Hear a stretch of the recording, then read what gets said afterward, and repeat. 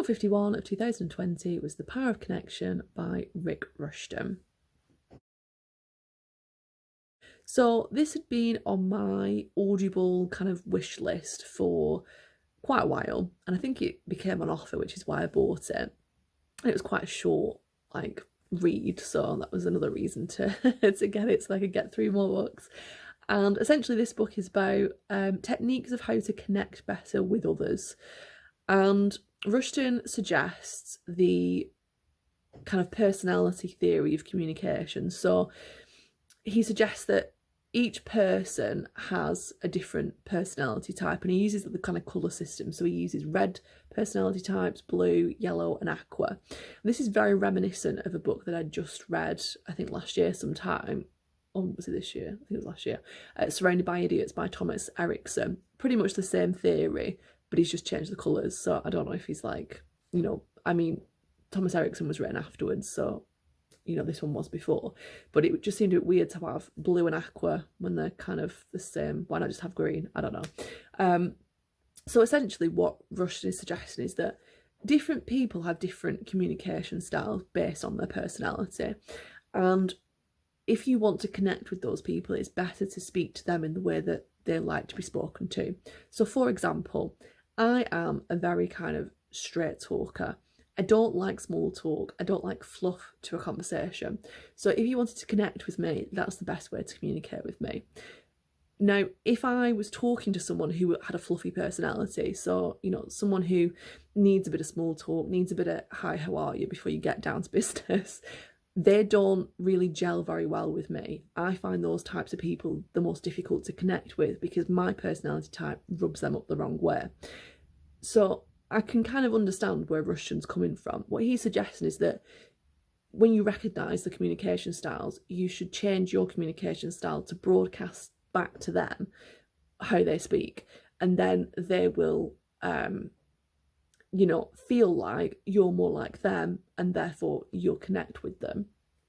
And he suggests as well that you kind of use like neuro linguistic programming, so you almost kind of like repeat words back to them that they say. So if someone's got kind of like a phrase that they use or certain ways of saying things, if you kind of broadcast them back to them, then the other person unconsciously thinks, oh, they're like me, and then you'll feel more connected with them. Now, I appreciate that these techniques will work because, I've read about them in other books before. I've seen them in the real world happening. These things, when I analyse, how I feel when I connect with somebody else, it is because of these things. I get on better with people that have the same communication style as me. I don't get on very well with fluffy, kind of small talky people. But I recognise that so this is funny actually. When I was kind of in a middle management kind of role, I had to communicate with other people and I had to get them to do certain things as part of the job. And I would think about how they were as a person and how they spoke, and I would make the effort to ask them how they were and to ask them about things. I mean, I didn't really care, but I was asking them because I knew that then I could start talking to them about what I actually wanted. Whereas if I was communicating with someone like me, I could literally go up to them and go, can you do this for me? And then be like, yeah, sure. And then they'll be fine. I'd prefer it that way, but I recognise that other people aren't like that and they need a little bit of, friendliness first. Pointless, I think, but this is what people like. So I can appreciate that these things work. And as well, when I'm talking to someone, if they talk like me and they use phrases that I use, I do connect better with them. So I recognise that these things are probably working, but I would think these are pretty obvious things. Like, doesn't everybody kind of have an awareness of this and kind of get that this is why they connect with people and why they don't? I mean, or am I just someone who thinks about these things that others don't? Like, I always think about, why am I connecting with some people and not with others? So I kind of come to these conclusions already. But the funny thing was about when I was listening to Rushton talking was that he made a comment about thinking that he got a better understanding of psychology than a degree by working in a warehouse and working with different people. And I thought that was really ironic to say that, because this theories that he's suggesting about how to communicate with people are not psychology, they're pop psychology, and they're not scientific, they're not backed up with research. So I thought that was really, really ironic. Like, yeah, he might have understood how to communicate with people, but you don't know psychology, mate. So that was kind of like something I was just like, yeah.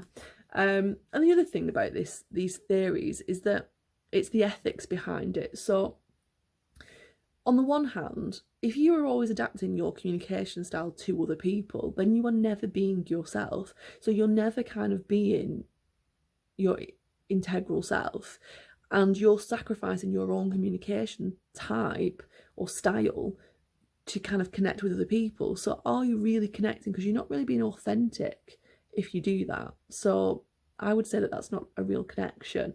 And also, if everybody was doing this and adapting their communication style to others, then it wouldn't work, would it? Because if I adapted it to someone else and they were adapting it to me, then we're not really adapting to either of our communication styles, are we? We're kind of, not really hitting the mark with either there. So it wouldn't practically work if everybody was doing this. And there was a part of the book as well where he was talking about managing people.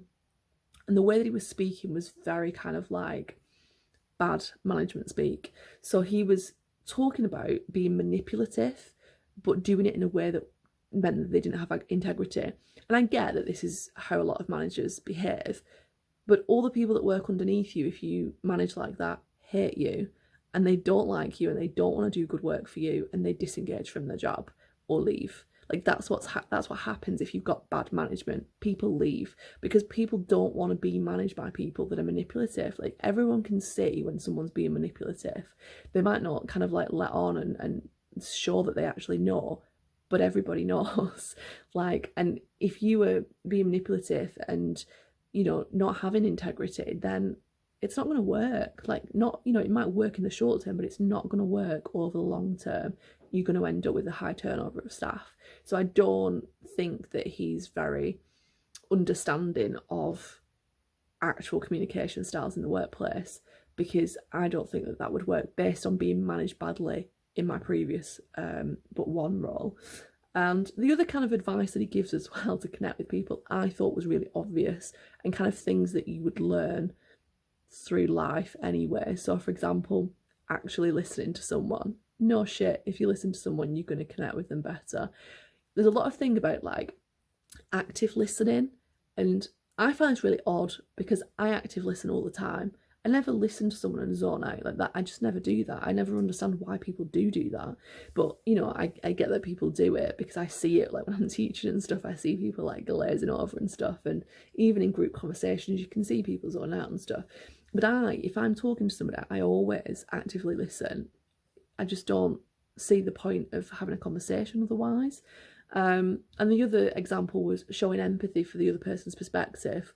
Well, obviously, because if someone doesn't show empathy, you're not going to connect with them.